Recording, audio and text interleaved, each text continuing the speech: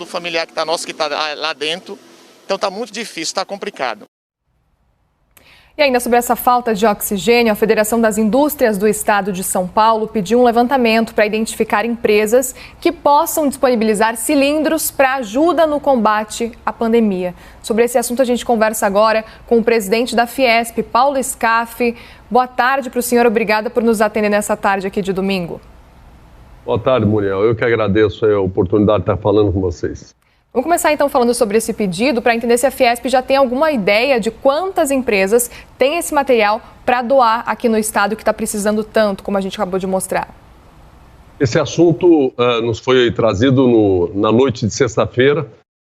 Durante o dia de ontem, nós trabalhamos em cima dele. A primeira providência que eu tomei foi solicitar que todos os cilindros que nós tivéssemos nas nossas escolas do Senai em São Paulo fossem separados e colocasse à disposição para esse momento de emergência. A Anvisa liberou os cilindros pretos, que são de uso industrial. Os cilindros verdes são de uso medicinal, mas há possibilidade do fabricante, daquele que engarrafa oxigênio, ele faz um tratamento no cilindro preto e pode servir para medicinal também. Nós já levantamos, a cidade de São Paulo nos pediu 250 cilindros, dizendo que os 250 resolveria o problema imediato, e nós já arrumamos os 250 cilindros, já vamos tomar providência a partir de amanhã, a questão logística para entrega no fornecedor, que vai beneficiar na empresa White Martins, que vai fazer o tratamento que é necessário fazer no cilindro, que é muito rápido, e já teria esses 250 cilindros para a cidade de São Paulo. Isso só do Senai de São Paulo, só das nossas escolas.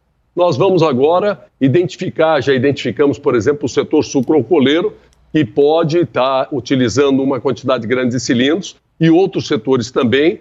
Já falei com esses setores, e nós faremos uma grande mobilização para que o que depender de cilindros não haja problema de nenhum prejuízo de saúde de ninguém. A informação que nós temos do setor de engarrafamento, de oxigênio, é que há produção suficiente, não há falta de oxigênio. O que há falta é de cilindros e tanques. Então, nós vamos atrás de ajudar no que nós pudermos para que seja atendido essa diferença, essa falta de cilindros. Como eu disse, a princípio, o pedido da cidade de São Paulo já estaria resolvido, os 250 cilindros, nós arrumamos de ontem para hoje nas escolas do Senai de São Paulo. Scaff, meu boa tarde também a você. Muito obrigada por conversar conosco. Claro, sempre quando a gente fala de boas notícias, é sempre bom a gente detalhar para quem está em casa num momento tão difícil como esse. Você fala de um pedido da cidade de São Paulo. Há já pedido de outros municípios também para o fornecimento desses cilindros? Não, o pedido que houve até o presente momento para nós foi da cidade de São Paulo, de 250 cilindros. Eu ainda há pouco falei com o secretário de Saúde de São Paulo para reconfirmar se esse número de cilindros resolveria a questão em São Paulo. Ele me disse que sim, me disse que eles estão também tomando outras providências, comprando alguns e tal, e a falta seria de 250. Então, eu disse a ele que nós já providenciamos das próprias escolas do Senai de São Paulo. Nós vamos dispor de todos os nossos cilindros para atender essa emergência. Naturalmente, outras cidades que vierem ter necessidade, nós vamos procurar fazer esse movimento com a indústria de São Paulo para que todos os setores que usarem cilindros e puderem dispor e emprestar, que o façam. E esse processo nós começamos ontem, né? Mas pelo menos o primeiro passo já foi dado e vamos trabalhar fortemente durante a semana nessa direção para ajudarmos no que for necessário. Assim como respiradores também, o ano passado nós recuperamos o nosso Senai aqui da Vila Leopoldina, em São Paulo, recuperamos respiradores que tivessem com problemas aí em hospitais públicos e voltamos a fazer esse trabalho. Qualquer hospital público, em qualquer canto do estado, que tiver respiradores com problema, pode entrar em contato com o nosso diretor da escola regional, da escola do Senai regional, e nós iremos tomar providência e recuperar esses respiradores, a exemplo que fizemos o ano passado. E também, através do SESI, estamos iniciando uma campanha de recolhimento de alimentos como fizemos o ano passado. Chegamos a produzir 230 mil refeições por dia nas nossas 110 cozinhas industriais. Esse ano, como as aulas se reiniciaram, elas param, voltam, nós não estamos com essa disponibilidade das cozinhas industriais, mas nós vamos fazer recolhimento de alimentos e as mesmas ONGs que nós usamos no ano passado para fazerem chegar nas pessoas mais necessitadas a marmita diariamente, 230 mil marmitas diariamente, nós vamos usar agora para distribuir o material, o alimento que nós conseguimos recolher nas nossas unidades do Estado, de todo o Estado que puderem se dedicar, não estiverem impedida por lockdown, coisa que o valha. Scaf, você falava há pouco que há produção suficiente de oxigênio, o que falta são cilindros e tanques. Se mais municípios, então, solicitarem esse oxigênio, esses cilindros e tanques, vai dar conta pelo seu levantamento que você recebeu? Eu repito a você, essa demanda, nós começamos a trabalhar ontem, dia de sábado, me chegou na sexta-noite, eu soube disso na sexta-noite, através de um pedido da cidade de São Paulo. Trabalhamos ontem e a primeira providência que nós tomamos foi recolher os cilindros que tínhamos nas nossas escolas e já providenciamos a quantidade que foi demandada pela cidade de São Paulo como solução ou contorno do problema em São Paulo. Agora nós vamos continuar, nós vamos entrar em contato com os setores industriais, setor metalúrgico, setor sucrocoleiro, todos os setores que utilizam esses cilindros de oxigênio e solicitar que todos que tiverem disponibilidade, que emprestem seus cilindros.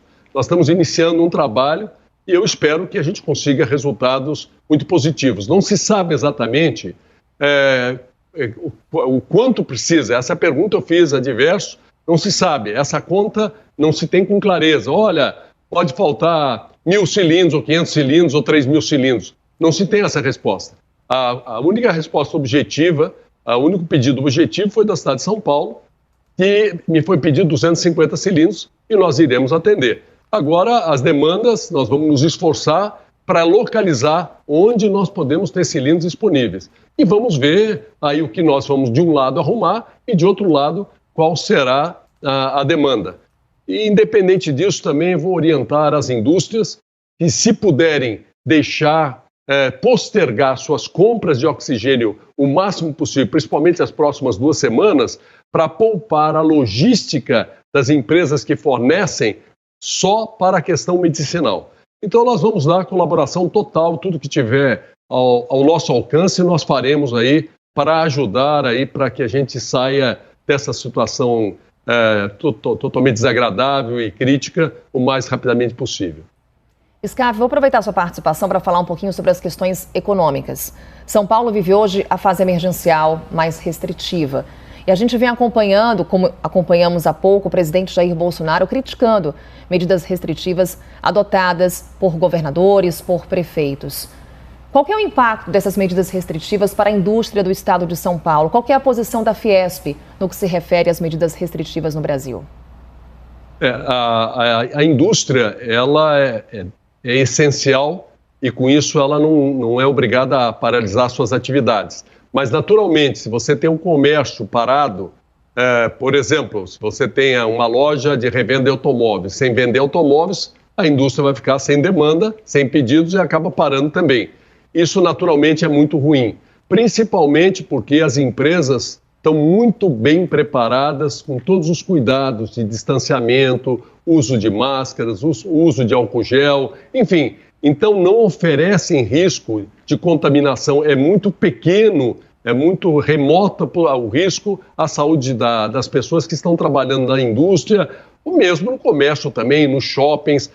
Nós notamos, eu estive várias vezes esse ano em shopping, em momento nenhum me senti aí ameaçado por falta de um bom controle, e nesse sentido é que realmente nós temos que avaliar bem até quanto esse equilíbrio, quer dizer, essas paradas, elas causam dificuldades aí fortes à economia. Então tem que haver um equilíbrio.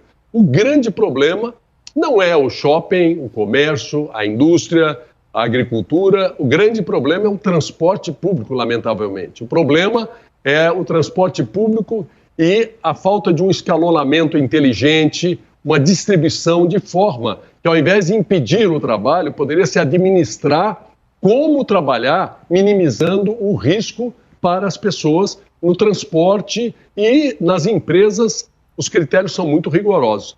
Então, é nesse sentido que muitas vezes se critica. A prioridade é a saúde, não tem a menor dúvida, mas não significa que ir trabalhar as pessoas corram risco de saúde, a não ser no transporte público, porque nas empresas os cuidados são muito rigorosos. Scaf, o nosso analista Fernando Molica está aqui com a gente também e tem uma pergunta. Molica? Na verdade, teria duas. A primeira, em relação ao que o senhor disse agora, defendeu que as indústrias são seguras, mas a Volkswagen do Brasil anunciou a paralisação de suas atividades aí por um período. Queria saber se o senhor acha que essa medida é exagerada, se a medida é desnecessária. O senhor fala também em economia. Só com o número de mortes nós já perdemos quase 300 mil consumidores para a Covid. Isso também pesa na economia, não? Ô Molina, eu não sei se você entendeu o que eu falei de equilíbrio, né?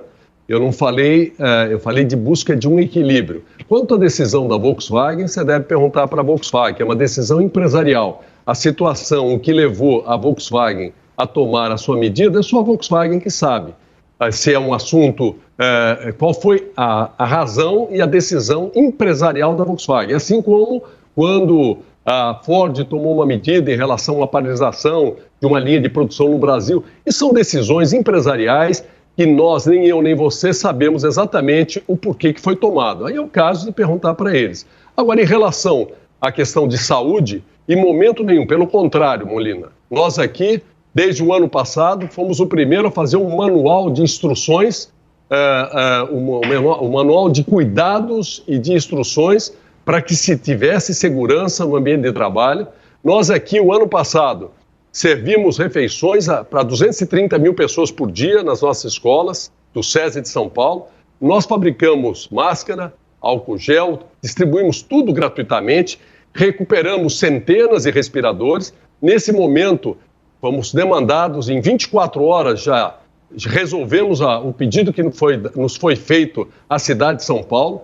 Enfim, então nós respeitamos e sempre vamos respeitar muito a saúde das pessoas. O que eu estou dizendo, eu repito, o grande problema de se ir trabalhar não é as empresas, que essas estão com rigor bastante grande na sua forma, no distanciamento, uso de máscaras, enfim, o maior risco é no transporte público.